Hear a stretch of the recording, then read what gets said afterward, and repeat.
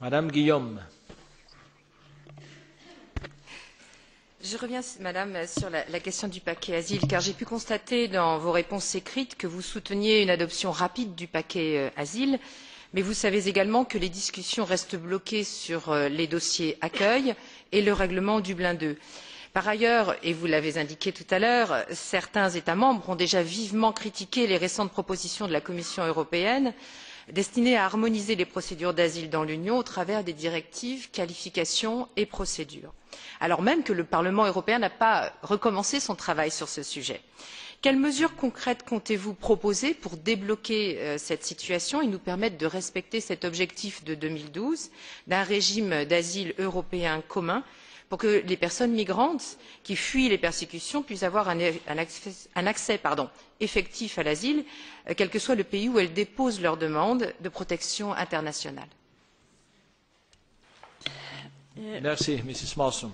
Oui, Madame Guillaume, comme vous dites, ce sont des propositions qui sont dans le procès, mais qui sont effectivement, comme vous dites, très difficiles à faire adopter dans le Conseil. Et ça contient des sensibilités qui sont là et qui sont réelles et qui vont poser des difficultés. Néanmoins, le Conseil et tous les États membres se sont mis d'accord sur le programme de Stockholm, sur l'objectif d'établir une zone d'asile commun en 2012, et tout le monde a bien signé sur ce but. Et pour le faire, il faut aussi avoir des conditions qui sont acceptables, qui sont décentes, qui sont pareil dans tous les pays.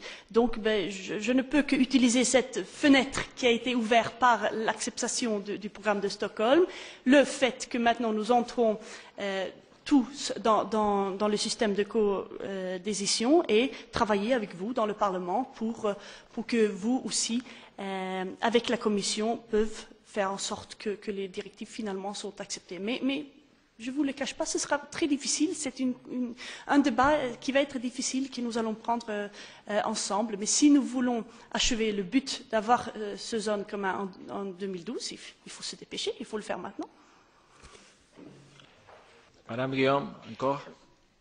Dans l'attente de 2012, et dans le même sens que l'engagement qui a été affiché la semaine dernière par votre collègue en charge des droits de l'homme, Madame Reding, pouvez-vous nous donner l'assurance que vous allez poursuivre des procédures d'infraction pour non-conformité avec le droit communautaire?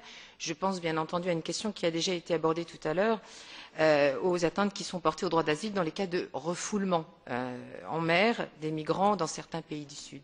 Donc ma question porte sur les procédures de non-conformité, les procédures d'infraction.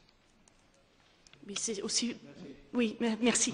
Pardon, oui, ça fait aussi partie du paquet. Il faut avoir une adaptation et une implémentation similaire dans les pays. Tous les pays ont signé et sont partie des conventions internationales et le principe de non-refoulement doit être partagé et respecté par tous les États membres.